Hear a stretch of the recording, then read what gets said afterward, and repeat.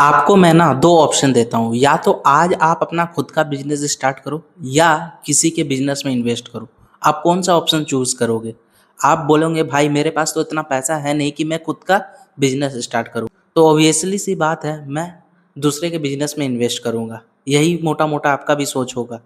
तो मैं बता दूँ, आज मैं आपको है ना स्टॉक मार्केट जो लोगों को लगता है जुआ है, उसके बारे में आज मैं बताना चाहता हूँ। हमारे 90% इंडियन को ना स्टॉक मार्केट जुआ लगता है। वैसे मैं बता दूँ, मैं आपको बताना चाहता हूँ एक आदमी से, उन्होंने अपना पोर्टफोलियो दिखा रहे थे, ठीक मुझे। तो मैंने बोला बहुत अच्छा भाई, उन्होंने बोला मुझे लॉस हो गया है।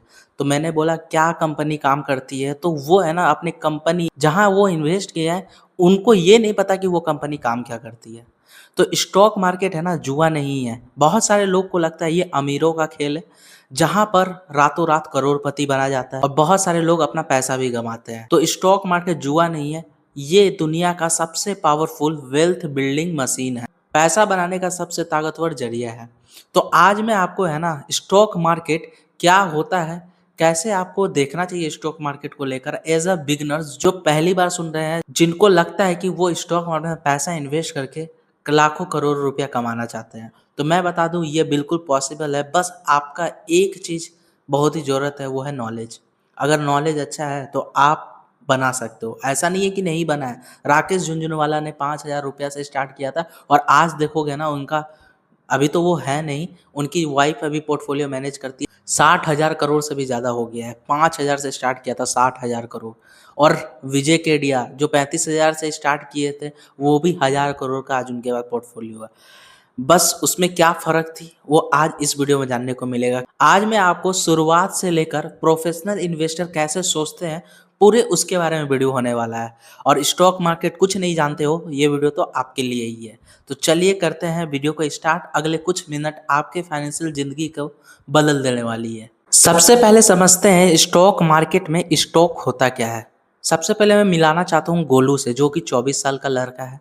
उसके पास वो सैलरी से मतलब कि अच्छा खासा कमाता है पैसा, उसके पास कुछ पैसा बच जाता है। तो उसके दोस्त से है ना वो पूछता है मैं पैसा कहाँ डालूँ? तो उसके दोस्त बोलते हैं भाई तू स्टॉक मार्केट में पैसा लगा, यहाँ काफ़ी अच्छा पैसा बनता है। तो फिर वो अपने दोस्त से पूछता है भाई ये स्टॉक होता क्या है? तो मैं बता दूँ स्टॉक का मतलब ही होता है कंपनी। आप कोई भी कंपनी जैसे रिलायंस हो गया, टीसीएस हो गया, ये क्या है स्टॉक है। अब इसमें आप इन्वेस्ट करते हो तो आपको उसके बदले शेयर्स मिलता है। स्टॉक और शेयर्स में 2 डिफरेंट चीज़ होती है। स्टॉक को आप कंपनी समझ सकते हैं, कंपनी का नाम जैसे टीसीएस, रिलायंस, ये सारे स्टॉक हुए। अगर आप इन्वेस्ट करते हो उसके बदले क्या मिलता है, आपको शेयर मिलता है, ठीक? अब ये शेयर है ना आपको ₹1000 में भी मिल सकता है, 10,000 में भी मिल सकता है, ₹50,000 भी इन्वेस्ट करके मिल सकता है। जैसे मैंने शुरुआत में आपको बताया कि आप किसी के बिज़नेस में इन्वेस्ट कर सकते हो। तो आप क्या करोगे बेसिकली ना, यहाँ पर बिज़नेस में इन्वेस्ट कर रहे हो, किसी स्टॉक में इन्वेस्ट कर रहे हो।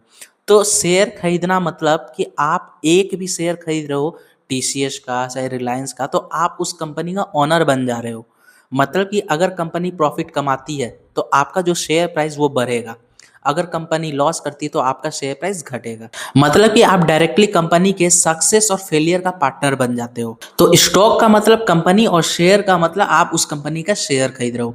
अगर टीसीएस का मान के चलो शेयर प्राइस ₹2000 चल रहा है, आप ₹2000 में 1 शेयर खरीद सकते हो और वो 1 शेयर खरीदते हो, तो आप उस कंपनी का मालिक बन गए, यानी कि आप भी एक ओनर हो। अब आपके मन में एक सवाल आ रहा होगा, भाई ये कंपनी अपने शेयर्स को बेचती क्यों है? तो मैं बता दूं, आप मान के चलो प्राइवेट कंपनी, कोई आप एक कंपनी स्टार्ट किए, आप कंपनी स्टार्ट किए, कंपनी प्रॉफिट कमा रही है, बट आप चाहते हो कि अपने जो कंपनी स्टार्ट की है ना इसे और बड़ा करना चाहते हो, नए फैक्ट्रीज लगाना चाहते हो, एक्सपेंशन करना चाहते हो, उसके लिए क्या चाहिए, पैसा चाहिए। तो आप क्या सोचोगे, आपके पास 2 ऑप्शन है, या तो आप बैंक से लोन लो या नहीं तो आप पब्लिक से पैसा उठाओ। और जब आप डिसाइड करो कि आपको पब्लिक से पैसा उठाना है तो आपको लाना पड़ेगा क्या, आईपीओ। नाम सुनते हैं ना, ये आईपीओ ने इतना लिस्टिंग परसेंट गेन दिया। आईपीओ का मतलब इनिशियल पब्लिक ऑफरिंग। जब भी कोई प्राइवेट कंपनी अपना पहली बार पब्लिक से पैसा उठाती है तो वो आईपीओ लाती है और उसी आईपीओ में लोग इन्वेस्ट करते हैं, पैसा लगाते हैं और उनको क्या मिल रहा है, उनके बदले शेयर्स मिलता है, मतलब कंपनी की ओनरशिप मिलती है।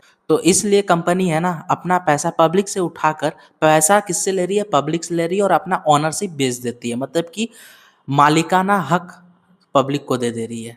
बस इतना ही समझो आप लोग। तो आप लोगों ने समझा स्टॉक क्या होते हैं, शेयर्स क्या होते हैं, क्यों कंपनी अपना शेयर बेचती है, बट ये सारा ट्रेडिंग होता कहाँ है? तो मैं बता दूं, हमारे इंडिया में ना दो एक्सचेंज है, एक एनएसई और एक बीएससी यानी कि नेशनल स्टॉक एक्सचेंज, और बीएससी यानी कि बॉम्बे स्टॉक एक्सचेंज। ये लोग है ना डिजिटली मार्केट प्लेस है, मतलब कि ये लोग है ना बायर और सेलर्स का ना मिलन कराती है। आप अगर कोई कंपनी का शेयर खरीदना चाहो, चाहे आप अडानी का हो या रिलायंस का हो, आप तो डायरेक्ट ऑफिस के पास नहीं जा सकते ना, जाकर बोलेंगे ए अंबानी शेयर दे हमको, एगो शेयर खरीदना है, नहीं करोगे ना। तो इसके लिए बनाया गया डिजिटल मार्केट प्लेस, जिसे एनएससी और बीएससी में ट्रेड होता है। मतलब कि अगर आप कोई शेयर खरीदना चाहते हो तो कोई बेचने वाला भी होना चाहिए ना। ये दोनों एक्सचेंज का काम ही होता है बायर और सेलर का ट्रेड कराना। अब आप है ना, हमारे इंडियन स्टॉक मार्केट में है ना 5,000 से भी ज़्यादा कंपनी लिस्टेड है। बट ये 5,000 कंपनी अच्छा परफॉर्म कर रही है कि गंदा परफॉर्म कर रही है, इसे हम लोग कैसे देखें? तो इसके लिए है ना इंडेक्स बनाया गया, एक निफ्टी और एक सेंसेक्स। निफ्टी बनाया एनएससी वालों ने और सेंसेक्स बनाया बीएससी वालों ने, दोनों एक्सचेंज ने अपना अपना इंडेक्स बनाया। तो ये इंडेक्स क्या काम है? देखो, निफ्टी में है ना हमारे इंडिया की टॉप 50 कंपनी होती है, और सेंसेक्स में हमारी इंडिया की टॉप 30 कंपनी होती है। तो अगर मोटा मोटा आपको ये पता करना है कि हमारा इंडियन स्टॉक मार्केट कैसा परफॉर्म किया आज, तो आप क्या देखो, निफ्टी और सेंसेक्स। आप निफ्टी जाके देखोगे, निफ्टी अगर ज़्यादा रिटर्न दे रहा है, इसका मतलब हमारे इंडिया की टॉप 50 कंपनी अच्छा परफॉर्म कर रही है। सेंसेक्स ऊपर गया, इसका मतलब कि हमारे इंडिया की जो टॉप 30 कंपनी है वो भी, उसका भी शेयर प्राइस ऊपर गया है। तो ये दो इंडेक्स को बनाया गया ताकि आप लोग अंदाज़ा लगा सकें मार्केट कैसा परफॉर्म कर रहा है। और हर न्यूज़ में, हर जहाँ भी देखते होंगे, हमेशा ये बात करते होंगे कि निफ्टी 1% ऊपर गया, निफ्टी 1% नीचे गया।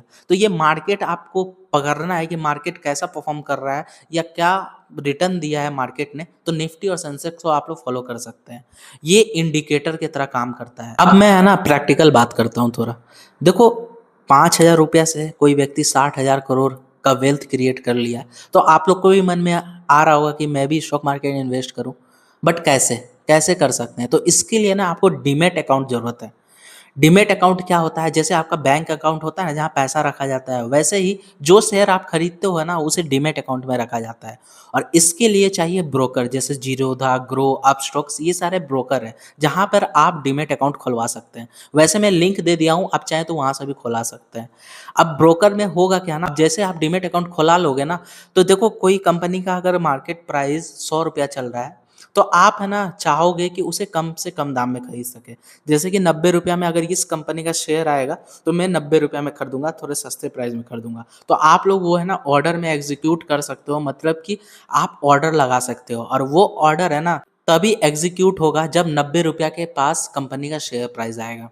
तो आप लोग ब्रोकर के थ्रू ही कोई भी कंपनी का स्टॉक खरीद सकते हैं। चाहे आप म्यूचुअल फंड में भी इन्वेस्ट करना चाहो तो ब्रोकर के ही थ्रू इजीली कर सकते हैं। तो ये सिंपल सेटअप है स्टॉक मार्केट में पैसा लगाने का। और बहुत सारे लोग को लगता है कि डीमेट अकाउंट खुला लेंगे तो उनको एनुअली कोई चार्ज देना होगा। वैसे मैं बता दूं, कोई एनुअली चार्ज नहीं है, 0 रुपया लगता है एनुअल चार्ज। अब आपके मन में एक सवाल जरूर आ रहा होगा कि स्टॉक का जो प्राइस है, यानी कि शेयर प्राइस है, वो मूव क्यों करती है? तो मैं आपको बता दूं, आप कोई कंपनी में इन्वेस्ट करते हो और उस कंपनी का शेयर लिमिटेड है और उसे खरीदने वाले बहुत सारे लोग हैं। जब कोई चीज़ का, आपको भी पता है इकोनॉमिक्स में, जब कोई चीज़ का सामान अगर कम हो और डिमांड, मतलब कि लोग खरीदने वाले ज़्यादा हो, तो उस सामान का दाम है ना बढ़ जाता है।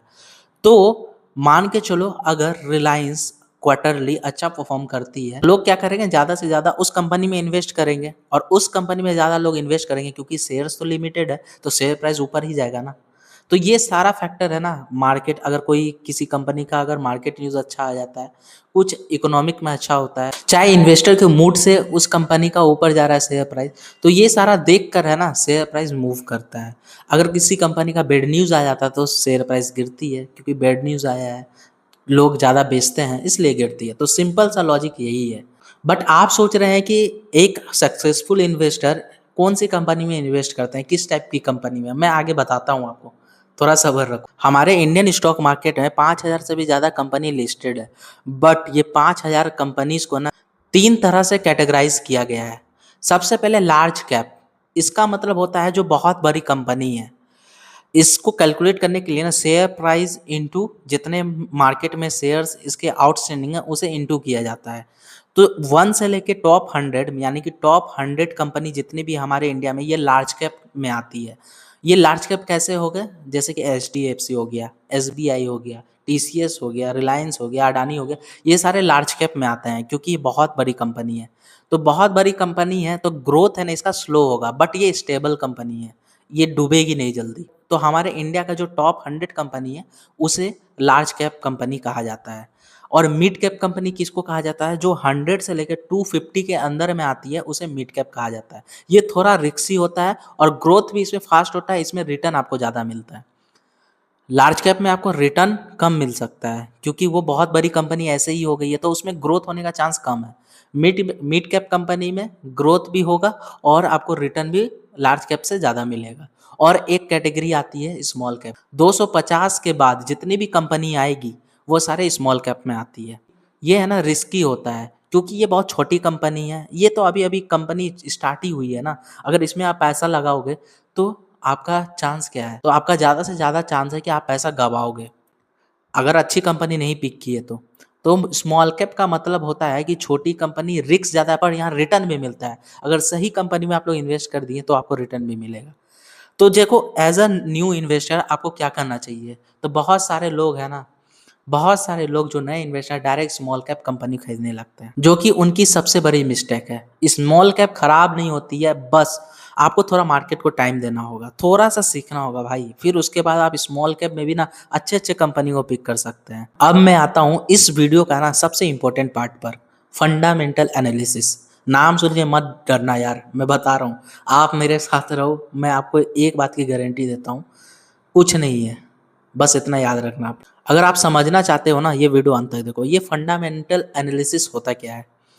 और हमारे इंडिया में ना 90% जो इन्वेस्ट करते हैं पैसा स्टॉक मार्केट में उन्हें पता ही नहीं है फंडामेंटल एनालिसिस क्या होता है।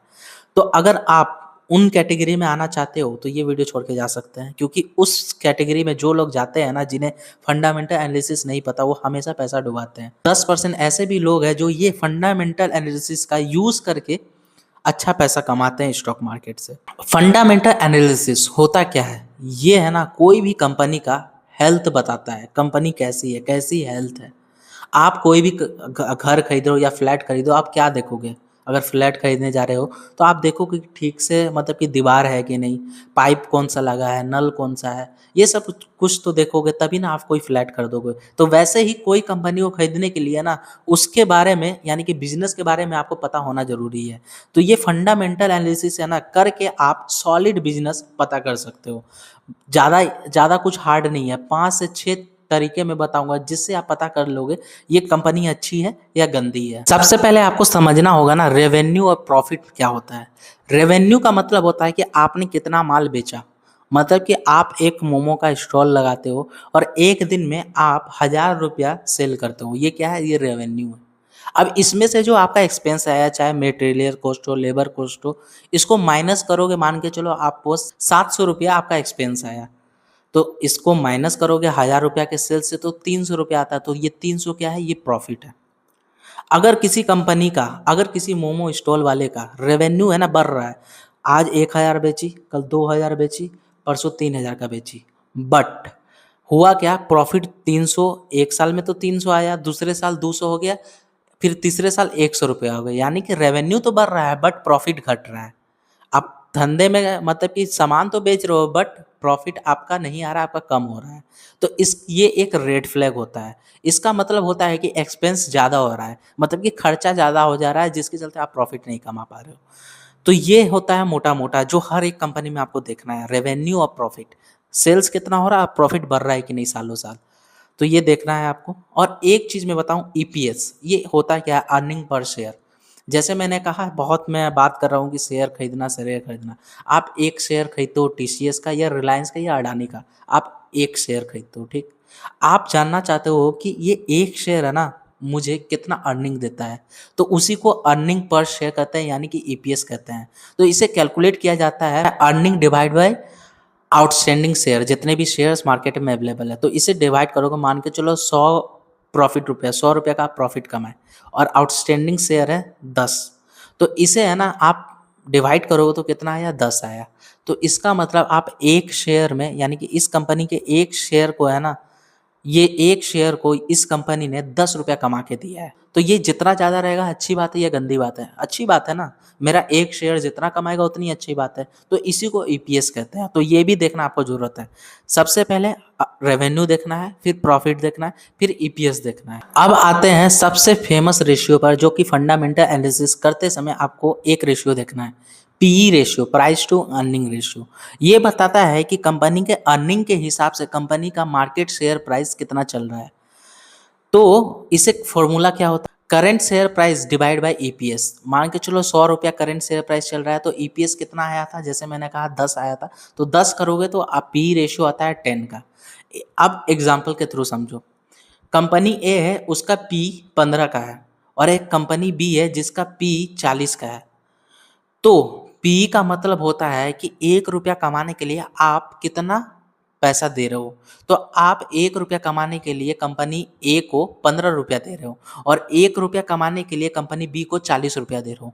तो आप किस पे इन्वेस्ट करेंगे? उसी पर करेंगे ना जिस पे आप कम पैसा दे रहे हो 1 रुपया कमाने के लिए। तो सिंपल पी रेशियो का मतलब ये होता है कि 1 रुपया कमाने के लिए आप कितना एक्स्ट्रा पैसा दे रहे हो। तो कंपनी ए जो 15 रुपया ले रही है, मतलब कि जिसका पी 15 है, इसका मतलब 1 रुपया कमाने के लिए मैं 15 रुपया दे रहा हूँ। सिंपल सा लॉजिक। तो पी रेशियो जितना कम रहेगा उतनी अच्छी बात है। बट मैं बता दूं, पी रेशियो हमेशा लो होना ये गंदी बात भी होती है।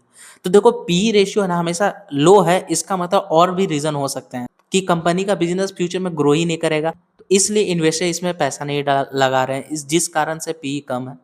सेकंड हो सकता है कंपनी का अर्निंग ग्रोथ, यानी कि जैसे मैंने कहा था ना मोमो स्टॉल वाला एग्जांपल, 300 एक साल 300 कमाया, फिर 200 कमाया, फिर 100 कमाया, मतलब प्रॉफिट है ना डिक्रीज हो रहा है। तो हो सकता है इसका भी प्रॉफिट डिक्रीज हो रहा है, जिसके चलते लोग इसमें इन्वेस्ट नहीं कर रहे हैं, यहाँ से पैसा निकाल रहे हैं, ये भी हो सकता है। अब मैं आपको एक बोनस टिप बताऊं। पी रेशियो तो समझ गए, जितना कम रहेगा, वैसे लोग बोलते हैं अगर पी रेशियो किसी कंपनी का 20 से नीचे है, इसका मतलब आपको सस्ते दाम में वो कंपनी मिल रहा है, मतलब कि आपको सस्ते प्राइस में वो कंपनी मिल रहा है, आप चाहे उसमें इन्वेस्ट कर सकते हैं। बट एक रेशियो मैं बता देता हूँ, पीईजी रेशियो। ये बिल्कुल है ना पी रेशियो जैसा है, बस इसमें ग्रोथ भी इंक्लूड कर दिया गया है। पीईजी रेशियो देखकर आप है ना, इसका मतलब हो गया कि आप तो एक कंपनी का सस्ते में खरीद रहे हैं, साथ ही साथ वो ग्रोथ है कि नहीं वो इस रेशियो से पता चल जाएगा। अगर किसी कंपनी का पीईजी रेशियो 1 से नीचे है, तो इसका मतलब वो कंपनी आपको ग्रोथ के हिसाब से भी सस्ते में मिल रही है। तो अगर आपको एडवांस यूज करना है रेशियो, तो पीईजी रेशियो यूज कर सकते हैं, जिससे आपको पता चल जाएगा ये कंपनी फ्यूचर में ग्रोथ हो रहा है कि नहीं, और साथ ही साथ अंडर वैल्यूड है, यानी कि सस्ते में है कि नहीं। पीईजी रेशियो 1 से नीचे रहता है, तो इसका मतलब कंपनी आपको सस्ते में मिल रही है ग्रोथ के हिसाब से। इसके बाद आपको देखना है PB ratio, price to book value ratio. ये क्या होता है? अगर आज ये कंपनी अपना धंधा बंद कर दे, सारा पैसा यानी कि जितना भी लोन लिया है सब चुका दे, तो शेयर होल्डर्स के लिए कितना पैसा बचेगा? तो इसी को प्राइस टू बुक वैल्यू बोलते हैं। बुक वैल्यू का मतलब यही होता है कि पूरा धंधा बंद हो गया, लोन चुका दिया, तो शेयर होल्डर्स जो पैसा इन्वेस्ट किए उनके लिए कितना बचा। तो ये है ना, जितना मैं बता दूं, पीबी रेशियो बोला जाता है 1 से है ना 1 रहना चाहिए, या मैक्सिमम 3 रहना चाहिए। अगर 1 से नीचे है तो इसका मतलब कंपनी आपको सस्ते में मिल रही है। मतलब कि बुक वैल्यू के हिसाब से आज मान के चलो इसका बुक वैल्यू 200 है, और कंपनी का जो शेयर प्राइस है ये 200 से भी नीचे ट्रेड कर रहा है, मतलब कि 150 रुपये में। तो इसका मतलब क्या है, ये कंपनी आपको सस्ते में मिल रहा है। बट अगर नहीं समझ में आ रहा है ना, तो इसे यूज़ किया जाता है बैंकिंग और फाइनेंशियल जो कंपनी है ना, उसमें इन्वेस्ट करने के लिए पीबी रेशियो का यूज़ किया जाता है। अगर आपको समझ में नहीं आ रहा है, सिंपली गूगल भी करोगे ना पीबी रेशियो क्या होता है मुझे अच्छे से समझो, तो आपको समझ में आ जाएगा। तो सिंपल सा मतलब होता है, अगर पीबी रेशियो 1 से या 2 से नीचे रहता है, तो इसका मतलब आपको ठीक-ठाक दाम में कंपनी का शेयर प्राइस आपको मिल रहा है। अब एक और क्रिटिकल रेशियो के बारे में मैं बात करना चाहता हूँ, डेब्ट टू इक्विटी रेशियो, मतलब कि इक्विटी के बदले डेब्ट कितना है। तो अगर डेब्ट टू इक्विटी रेशियो है ना 1 से नीचे रहता है, तो इसका मतलब कंपनी में है ना इतना कर्ज है जो इजीली चुका सकती है। अब आप ऐसा कंपनी में इन्वेस्ट कर दिए जिसका कर्ज काफ़ी ज़्यादा है, तो वैसे ही आप रिस्क वाले कंपनी में इन्वेस्ट कर दिए। जब आप लोग कभी भी स्टॉक में इन्वेस्ट किए, क्या ये सब चीज़ देखते थे क्या चलो नहीं देखते तो आज सीख ही लो। डेब्ट टू इक्विटी रेशियो का मतलब है कि अगर 1 से नीचे है तो इसका मतलब होता है कंपनी उस कर्ज को चुका सकती है। अगर 1 से ज़्यादा है तो इसका मतलब कंपनी पर काफ़ी ज़्यादा कर्ज है। अब होता क्या है ना, अगर आपने रेपो रेट वाला वीडियो देखा है, नहीं देखा ना, अगर देख लो वहाँ पर तो आपको कॉन्सेप्ट समझ में आ जाएगा। अगर रेपो रेट यानी कि इंक्रीज़ होता है तो क्या होता है, इंटरेस्ट रेट भी इंक्रीज़ हो जाता है। यानी कि जो लोन वो कंपनी 30,000 दे रही थी, इंटरेस्ट रेट बढ़ने के चलते वो कंपनी को अब 50,000 देना होगा। तो इससे हुआ क्या कि इंटरेस्ट का खर्चा बढ़ गया कंपनी के लिए।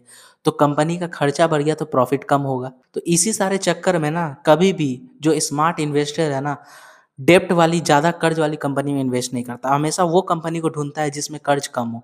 तो ये एक रेशियो आपको बता देगा कि इस कंपनी में कितना डेब्ट है, क्या ये चुका पाएगी कि नहीं। तो आइडियली 1 से नीचे रहता है तो इसका मतलब कंपनी ईज़िली उस डेब्ट को चुका सकती है। और लास्ट 2 चीज़ आपको फंडामेंटल में देखना क्या है, आरओई और आरओसीई। आरओई का मतलब रिटर्न ऑन इक्विटी और आरओसीई का मतलब रिटर्न ऑन कैपिटल एम्प्लॉयड।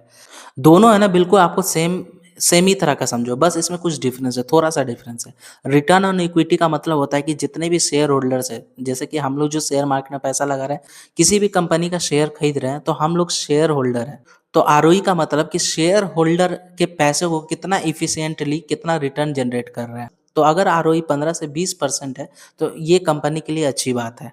ये इन्वेस्टर को भी देखना चाहिए हर एक कंपनी में। मतलब कि शेयर होल्डर के पैसे 15 से 20% से रिटर्न दिया जा रहा है। और आरओसीई का मतलब होता है कि कंपनी ने जो पैसा लगाया, कंपनी के बारे में बता रहा हूँ, कंपनी के पूरे कैपिटल ने कितना जनरेट किया रिटर्न।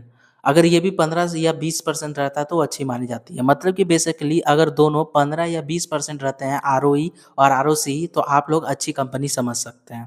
अब ये सब नंबर देख के आपको है ना ज़्यादा खुश नहीं होना है कि एक दिन आप लोग ये सब सीख गए और कोई भी कंपनी में जाके नंबर देख लिया आप खुश हो गए, नहीं भाई। आपको है ना उसके बाद उस कंपनी का ग्रोथ के बारे में देखना होगा, उस इंडस्ट्री के बारे में देखना होगा। 3 से 5 साल का पास्ट रेवेन्यू और प्रॉफिट देखना होगा, कितने परसेंट से ग्रो कर रहा है। और कोई भी कंपनी है ना कंसिस्टेंटली ग्रो करती है ना, वो बहुत ही ज़्यादा ट्रस्टवर्दी होती है, आप भरोसा कर सकते हैं। आप लोग टीसीएस, रिलायंस, अडानी, जितनी बड़ी-बड़ी कंपनी है ना, जितने मैंने रेशियो बताया ना वो जाकर देखना। आपको है ना सब कुछ है ना पॉजिटिव दिखेगा। आपको मैं और 2 कंपनी बता दे रहा हूँ, हिंदुस्तान यूनिलीवर हो गया, मैरिको हो गया, ये सब का आप लोग ये रेशियो देखना। इस वीडियो का ना प्रो टिप मैं देना चाहता हूँ। जितने भी बड़े-बड़े इन्वेस्टर है ना, पता है एक चीज़ फॉलो करते हैं। वॉरेन बफेट का नाम सुना है? नहीं सुना है ना? ये दुनिया के सबसे रिचेस्ट टॉप 10 में आते हैं, जो कि सबसे ज़्यादा पैसा स्टॉक मार्केट से कमाए हैं। सोच लो सिर्फ पैसा इन्वेस्ट करके टॉप 10 रिचेस्ट दुनिया के आना, ये काफ़ी बड़ी बात है। तो इनका एक्सपीरियंस और जितने भी हमारे इंडियन भी इन्वेस्टर है जैसे राकेश झुनझुनवाला हो गया और जितने भी हैं जिन्होंने बहुत अच्छा पैसा कमाया, वो एक चीज़ फॉलो करते हैं, पता है क्या? मोट। ये मोट होता क्या है? मोट का मतलब कोई यूनिक चीज़ जो इस कंपनी में बात है। मतलब कि आप उस कंपनी में एक चीज़ देखोगे कि उस कंपनी में मोट क्या है, मतलब कुछ ऐसी चीज़ जो कोई कंपनी कॉपी कर ही नहीं सकती है, तो उसी को मोट कहते हैं। मोट का सिंपल मतलब कॉम्पिटिटिव एडवांटेज, कोई दूसरी कंपनी इस कंपनी का कॉपी कर ही नहीं सकती है। आपको है ना मैं कुछ इंडियंस कंपनी का नाम बताता हूँ जो मोट है, जो कि कॉम्पिटिटिव एडवांटेज है, जिसे कोई कॉपी नहीं कर सकता। सबसे पहला पीडीलाइट, फेविक्विक जो 5 रुपये वाला आप चिपकाते हैं ना, इसी कंपनी का है पीडीलाइट। ये मोट है इस कंपनी का, कोई दूसरा कॉपी ही नहीं कर सकता जो ये प्रोडक्ट बनाती है। Second company Asian paint. Paint industry में भले ही अभी कंपटीशन आप लोग देख रहे होंगे, बहुत सारी पेंट घुस रही है, बट एशियन पेंट है भी है ना, एक टाइम में बोल सकते हो राजा था, राजा। वैसे तो आप लोग गूगल करेंगे ना तो बहुत सारी ऐसी कंपनी आपको नजर आएगी जिसमें कुछ बात है जो दूसरी कंपनी कॉपी नहीं कर सकती। आप है ना ये सारे टूल्स को यूज करके 90% जो इंडियन इन्वेस्टर है उससे आगे निकल गए हैं। आप जो गलती करते थे बिना कुछ सोचे समझे इन्वेस्ट करते थे, अब आप फंडामेंटल एनालिसिस करोगे। और मैं आपको है ना ये नहीं बोल सकता कि आप फंडामेंटल अभी जो मैंने बताया ये फंडामेंटल एनालिसिस सुनकर आप पूरी तरह से फंडामेंटल एनालिसिस सीख गए। ये एक दिन का काम नहीं है भाई, सालों लग जाते हैं फंडामेंटल एनालिसिस सीखने में। तो आप अगर डिसाइड कर लो कि अगर आपको अच्छा इन्वेस्टर बनना है तो आपको फंडामेंटल एनालिसिस जितना अच्छे से आएगा ना उतनी अच्छी बात है, आपके इन्वेस्ट करने का तरीका को 100x बढ़ा सकता है। आप बहुत जल्दी और बहुत अच्छा पैसा ग्रो कर सकते हैं। फंडामेंटल एनालिसिस आप लोग समझ गए। टेक्निकल एनालिसिस जरूर सुनते होंगे, बहुत सारा ऐड आता है। अगर आपको टेक्निकल एनालिसिस सीखना है, जल्दी पैसा कमाना है, कहाँ से प्राइस ऊपर जाएगा, ये सारा टाइप का आप ऐड सुनते हैं। कि टेक्निकल एनालिसिस सीख कर आप अच्छा स्टॉक मार्केट में पैसा कमा सकते हैं। ये टेक्निकल एनालिसिस होता क्या है? फंडामेंटल एनालिसिस क्या होता है? कंपनी का हेल्थ बताता है, कंपनी का बिजनेस के बारे में बताता है, कितना प्रॉफिट है, कितना डेप्ट है, कितना रिटर्न जनरेट कर रही है, तो ये सारा। और टेक्निकल एनालिसिस क्या बताता है? कंपनी का प्राइस को चार्ट पर देखकर प्रिडिक्ट करता है कंपनी का शेयर प्राइस ऊपर जाएगा या नीचे जाएगा। मतलब चार्ट को देखना, चार्ट जो चलता है ना, देखते होंगे, रेड ग्रीन, उसी को टेक्निकल एनालिसिस बोलते हैं। तो ये कौन लोग के लिए है? ये उन लोगों के लिए जो शॉर्ट टर्म ट्रेडर है, मतलब कि शॉर्ट टर्म इन्वेस्टर है, जो चार्ट को देखकर पता करना चाहता है कंपनी एक साल में कितना रिटर्न देगा या कंपनी अगले एक महीने में मूव करेगी कि नहीं करेगी। तो ये सारा चार्ट को देखकर किया जाता है। तो वैसे मैं बता दूं, अगर आप न्यू इन्वेस्टर हैं तो ये सारे चक्कर में पड़ो ही नहीं। मैं भी नहीं पढ़ता, मैं एक लॉन्ग टर्म इन्वेस्टर और मेरा माइंडसेट भी है लॉन्ग टर्म इन्वेस्ट करना। मतलब कि जो कंपनी में मैं इन्वेस्ट किया ना, 20 साल 30 साल तक होल्ड करना, तभी पैसा बनेगा। ये 1 साल और 2 साल का गेम नहीं है। तो अगर आपको टेक्निकल एनालिसिस सीखना है तो आप यूट्यूब में सर्च करो, इजीली बहुत सारे वीडियो बना हुआ है टेक्निकल एनालिसिस के ऊपर, वहाँ अच्छे से समझा दिया जाएगा। बट आपको एक अच्छा इन्वेस्टर बनना है, अच्छा वॉरेन बफेट जैसा आदमी बनना है, टॉप 10 रिचेस्ट में जो आता है, राकेश झुनझुनवाला जैसा आदमी बनना है, तो आपको फंडामेंटल एनालिसिस पर फोकस रहना चाहिए। हमारे इंडियन स्टॉक मार्केट में है ना, दो तरह का चीज़ होती है। जब है ना सभी कंपनी ऊपर जा रही होती है, सभी लोग पैसा लगा रहे होते हैं, सभी को प्रॉफिट होता है, उसी को बुल रन मार्केट बोलते हैं, बुल मार्केट बोलते हैं। और जब सब कंपनी लॉस कर रही है, शेयर मार्केट नीचे जा रहा है, सारे लोग बेच रहे हैं शेयर को, तो उसे बियर मार्केट कहते हैं। तो एज अ प्रोफेशनल इन्वेस्टर करते क्या है? तो वो लोग हमेशा है ना गिरते हुए बाजार में पैसा इन्वेस्ट करते हैं। वॉरेन बफेट जी का मैंने नाम लिया था ना, उनका एक बार कोट्स जाके पढ़ना। वो हमेशा कहते हैं कि हमेशा है ना बियर मार्केट में आपको अपॉर्चुनिटी देखना है, क्योंकि अच्छी कंपनी है ना सस्ते दाम में आपको मिलती है। तो जिस टाइम अगर मार्केट गिर रहा हो ना, तो आपको अपॉर्चुनिटी समझना है, और जब बुल रन चल रहा हो ना, तो आपको अलर्ट रहना है, भाई ये कभी भी गिर सकता है, क्योंकि सभी लोग पैसा डाल रहे होते हैं। और बियर मार्केट में जो स्मार्ट इन्वेस्टर रहते हैं ना, वो हमेशा बियर मार्केट में इन्वेस्ट करते हैं, यानी कि सस्ते दाम में कंपनी को खरीदते हैं। अगर रिलायंस जैसी कंपनी, चाहे एशियन पेंट हो गया, पीडी लाइट हो गया, ये सारी कंपनी जो मोट एडवांटेज है, अगर 50% इसका शेयर प्राइस नीचे आ जाता है, तो आप बियर मार्केट में खरीदोगे कि नहीं खरीदोगे? आप बोलेगे हाँ खरीदेंगे। वैसे मैं एग्जांपल दे रहा हूँ, ये कोई रिकमेंडेशन नहीं है, ये वीडियो सिर्फ एडुकेशन पर्पस के लिए। मैंने जितने भी शेयर का नाम लिया है ना, सिर्फ एग्जांपल के थ्रू समझाने के लिए। बाय करना नहीं करना ये आपका डिसीजन है, आपका रिस्क है। तो अच्छे कंपनी को गिरते हुए बाजार में खरीदना, तो ये सबसे बड़ी ताकत होती है एक अच्छे इन्वेस्टर की। और एक चीज आपको ध्यान रखना है, don't put all your eggs in one basket. Warren Buffett ji का कहना है कि है ना, हमेशा आपको अपने आप पर इतना कॉन्फिडेंस नहीं रहना है कि आप लोगों ने, आपके पास 1 लाख रुपया है, ठीक, आप लोग एक कंपनी में इन्वेस्ट कर दिए, 1 लाख रुपया इन्वेस्ट कर दिए, पूरा पैसा इन्वेस्ट कर दिए, और आपको लग रहा है ये कंपनी मेरे 1 लाख रुपया को ना 1 करोड़ बना देगा। तो ये आपको नहीं करना है, क्योंकि वो जो 1 लाख 1 करोड़ बन सकता है ना, वो 1 लाख जीरो भी हो सकता है। इसलिए आपको हमेशा एक कंपनी में नहीं, 3-4 कंपनी में इन्वेस्ट करना है। इससे होगा क्या कि अगर एक कंपनी आपका बुरा परफॉर्म करेगी ना, तो दूसरा आपको अच्छा रिटर्न देगी। तो आपको एक चीज हमेशा याद रखना है, पूरा पैसा एक कंपनी में नहीं लगाना है। अब बात कर लेते हैं कुछ गलतियां की जो मैक्सिमम रिटेल इन्वेस्टर जैसे कि हम लोग करते हैं। सबसे पहला, अगर स्टॉक मार्केट क्रैश हो रहा है और आपको पता है कि मेरी कंपनी अच्छी है और आपका रिटर्न 20 या 30% नेगेटिव चला गया है, तो पैनिक सेलिंग नहीं करना है। अगर आपको पता है कि मेरी कंपनी अच्छा है, तो आपको ये काम नहीं करना है। और अगर आपको पता है कि सभी लोग एक कंपनी में पैसा डाल रहे बिना कुछ समझे, और आपको ये पता है कि ये कंपनी अच्छी नहीं है, तो आपको पैसा नहीं डालना है। मतलब कि ज़्यादा फोमो में आकर ना ही सेलिंग करना है, ना ही बाइंग करना है, आपको होल्ड करना है। अगर आप अच्छी कंपनी में इन्वेस्ट हो, लॉस हो रहा है, 1 साल लॉस हो रहा है, 2 साल लॉस हो रहा है, मतलब कि 20-30% आपका उस स्टॉक ने रिटर्न नहीं दिया, तो अगला हो सकता है कुछ सालों में वो आपको 200 रिटर्न दे सके, 200%, 300% रिटर्न दे सके। इसलिए पेशेंस रखना आपका ज़रूरी है। और थर्ड चीज़ नहीं करना है, टेलीग्राम, यूट्यूब, ये स्टॉक रिकमेंडेशन जो लोग भी देते हैं उनको नहीं सुनना है, नहीं सुनना है भाई। आपको खुद का नॉलेज, आपको पता होना चाहिए कि आपका कंपनी जिसमें इन्वेस्ट कर रहे हो वो काम क्या करती है। जैसे मैंने कहा ना, मैं मिला एक आदमी से, तो वो बोला ना मेरा स्टॉक मार्केट में मैंने पैसा लगाया था, साला लॉस हो गया। तो मैंने बोला अच्छा भाई कौन सा कंपनी में लगाए थे? तो बोला ये कंपनी में लगाया था। तो मैंने बोला कि ये कंपनी का आपको बिजनेस पता है? तो बोला नहीं बिजनेस तो नहीं पता है। तो आप लगाए कैसे? तो बोला कि मैंने सुना था, एक बोला बंदा कि ये लगा दो, ₹20 का है, ₹100 हो जाएगा। बोले वाह भाई, आप बहुत आगे जाओगे। तो उनको मैंने एक ही चीज़ समझाया कि आपके पास 2 ऑप्शन है, या तो आप खुद का बिज़नेस स्टार्ट करो या दूसरे के बिज़नेस में इन्वेस्ट करो। तो आप कोई गंदा बिज़नेस में इन्वेस्ट करोगे क्या? नहीं ना, आप अच्छे बिज़नेस में इन्वेस्ट करेंगे, जहाँ से आपको प्रॉफ़िट आए। तो यही कॉन्सेप्ट, यही 2 चीज़ आपको हमेशा अपना माइंड में रखना है, हमेशा अच्छे बिज़नेस में इन्वेस्ट करना है। अब यहाँ तक जो लोग वीडियो देख रहे हैं ना, इसमें से भी 50% ऐसे लोग होंगे जो मैं समझाया फंडामेंटल एनालिसिस समझ में नहीं आ रहा होगा, तो उनके लिए भी ऑप्शन है।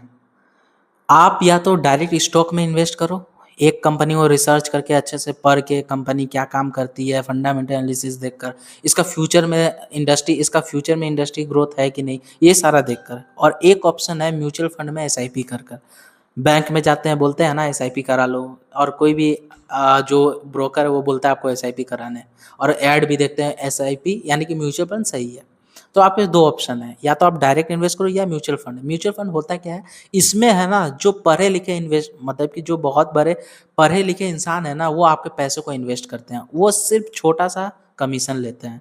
तो सिंपल सा मतलब है, अगर आपको खुद से पैसा इन्वेस्ट करना है तो आपको सीखना पड़ेगा, अगर आपको दूसरे के हाथ से पैसा अपना इन्वेस्ट करवाना है तो म्यूचुअल फंड के थ्रू करवा सकते हैं। और ऐसा नहीं है कि म्यूचुअल फंड आपको अच्छा रिटर्न नहीं देता। मैं बता दूं, जिन्हें कुछ भी नहीं पता, जिन्हें कुछ भी नॉलेज नहीं है स्टॉक मार्केट में, सिंपली 1,000-2,000 रुपया अच्छे फंड में जाकर एसआईपी कर लो। अगर आप चाहते हो म्यूचुअल फंड के ऊपर मैं डिटेल में वीडियो बनाऊं, किस टाइप का म्यूचुअल फंड आपको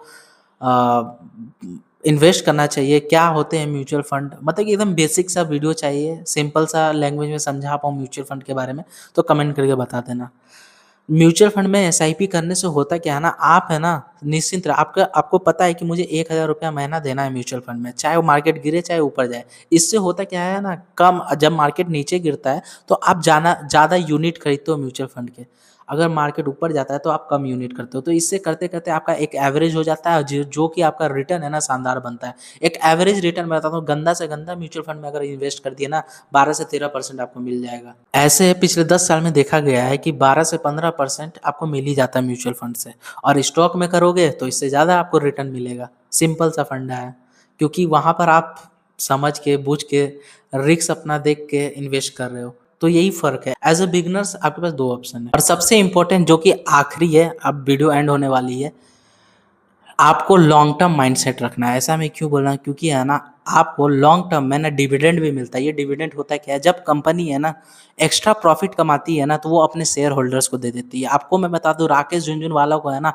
हज़ारों करोड़ का डिविडेंड आता है। डिविडेंड, शेयर प्राइस बढ़ रहा है वो तो अलग, साथ ही साथ डिविडेंड मिलता है। आप लोग कोई भी कंपनी में अगर छोटा पैसा 5,000 भी लगाओ ना, जो कंपनी डिविडेंड देती है, आप देखना साल में आपको ₹10 या ₹11 साल में आएगा। भले ही ये छोटा है, जैसे जैसे आपका पोर्टफोलियो बड़ा होगा ना, ये अमाउंट बहुत बड़ा हो जाएगा। 1,000 करोड़, समझ रहे हैं, 1,000 करोड़ से भी ज़्यादा डिविडेंड आता है राकेश झुनझुनवाला को। अभी तो वो है नहीं, उनकी वाइफ पोर्टफोलियो मैनेज करती है, तो सोच रहे हैं 1,000 करोड़, भाई क्या करेंगे वो लोग पैसा। और ये है ना 1 साल 2 साल में नहीं होता है, 10-15 साल, 10-15 साल, 20 साल एक कंपनी में इन्वेस्ट रहने के बाद आपको ऐसा रिटर्न मिलता है, डिविडेंड मिलता है। जो वॉरेन बफेट है ना, उन्होंने अपना 90% वेल्थ 50 साल के बाद कमाया है। 13 साल या 14 साल से ही वो, शायद मैंने सुन रहा था, मुझे एग्जैक्ट नंबर नहीं पता, 13-14 साल से स्टॉक मार्केट में इन्वेस्ट करने लगे। बट 90% से भी ज़्यादा वेल्थ है ना, उन्होंने 50 साल के उम्र के बाद कमाया है। तो अगर पेशेंस है आपको, अगर कुछ ऐसा करना है कि नहीं भाई 10 लोग नाम तो ले, साथ ही साथ जो आने वाला फ्यूचर है, चाहे आपका बच्चा हो चाहे आपका पूरा जनरेशन वो पूरा चेंज हो जाए, तो आपको पेशेंस रखना है। तो भाई आज हम लोगों ने स्टॉक मार्केट का पूरा फाउंडेशन, क्या होता है स्टॉक मार्केट, कवर किया। आज हम लोग ने स्टॉक को समझा, शेयर को समझा क्या होता है, एक्सचेंज के बारे में समझा, डीमेट अकाउंट के बारे में समझा, आईपीओ क्या होता है वो समझा, क्यों बेचती है शेयर कंपनी वो समझा। साथ ही साथ कुछ फंडामेंटल एनालिसिस के रेशियो, जैसे कि डेब्ट टू इक्विटी रेशियो हो गया, पी रेशियो हो गया, पीवी रेशियो हो गया, आरओई, आरओसी, ये सब कुछ के बारे में देखा। साथ ही साथ एक कैसे लॉन्ग टर्म इन्वेस्टर को कैसे सोचना चाहिए, क्या पेशेंस रखना चाहिए, ये सब कुछ के बारे में मैंने बताया। अगर आप चाहते हैं कि मैं आने वाले वीडियो में ना एक फंडामेंटल एनालिसिस के बारे में, कोई भी कंपनी को डीप डाइव फंडामेंटल एनालिसिस कैसे किया जाता है उसके बारे में मैं वीडियो बनाऊं, तो कमेंट करके ज़रूर बताना। अगर ये वीडियो आपको अच्छी लगी ना, अगर ज़रा सा भी समझ में आया कि स्टॉक मार्केट होता क्या है, तो लाइक शेयर सब्सक्राइब जरूर कर देना। उन लोगों को शेयर जरूर कर देना जो लोग टिप्स या किसी के रिकमेंडेशन में स्टॉक को खरीदते हैं। तो ये वीडियो आपको कैसा लगा कमेंट करके जरूर बताना। आई होप मेरी ये वीडियो आपको अच्छी लगी होगी। मिलते हैं आप लोगों से नेक्स्ट वीडियो में, तब तक के लिए जय हिंद, जय भारत, जय जय श्री राम।